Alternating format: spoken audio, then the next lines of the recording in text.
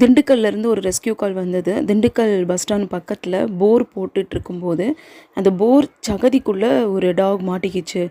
ரொம்ப கிரிட்டிக்கலான கண்டிஷனில் இருக்குது, ரெஸ்க்யூ பண்ணுங்கன்னு கால் வந்தது. ஆனால் அந்த டைம் நம்ம மதுரையில் இருந்தோம்.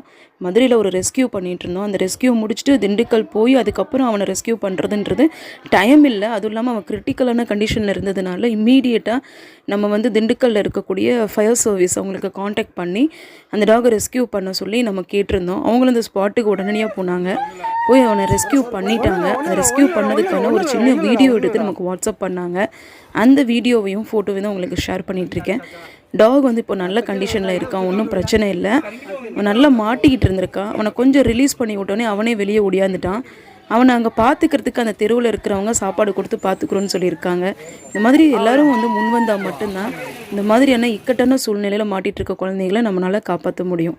சரியான நேரத்தில் உதவி செஞ்ச ஃபயர்